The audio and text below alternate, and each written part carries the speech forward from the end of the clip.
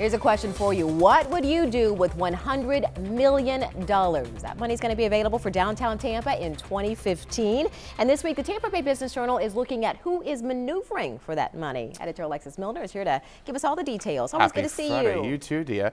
Well, this money comes available because the Tampa Convention Center bonds are going to be paid up in 2015. And that pool of money now is starting to become part of a real community dialogue. And we wanted to get out in front of that. First on the list is what Mayor Buckhorn and Ken Hagan are talking about, which is infrastructure for a baseball stadium. There's anticipation, could the Rays be downtown? Some people think it may be too much, but others are interested in green spaces and walkways. And what's happening is Yvonne Yoli-Capim wants to have some more community dialogue about this. And in February, there's a meeting to discuss it. So what would you do with $100 million? There's a lot of potential, and folks are starting to consider that. And it's good to have this kind of talking and dialogue. Absolutely. It's exciting to dream big. It really is. Do a lot of good with that. All right. Another new report highlights a lack of women as high-ranking executives at some of the biggest companies in Tampa Bay. Yeah, it's a report. Well, it talks about Fortune 500 companies, for which we don't have a whole bunch, and it says women are really lacking. What we're really talking about here is diversity and the importance for having worldview and diversity from gender and culture and region.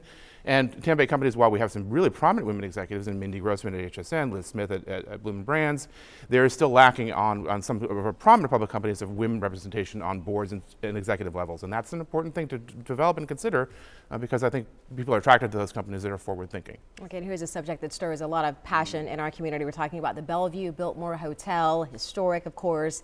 A lot of people try to save it, but you say this week it might be time to let it go. It might be. It's one of my, I wrote a column about this. And when we write about the Bellevue Biltmore, there's incredible passion. 100 years, Bob Dylan was there, presidents have stayed there, it's potentially haunted, it's a beautiful property.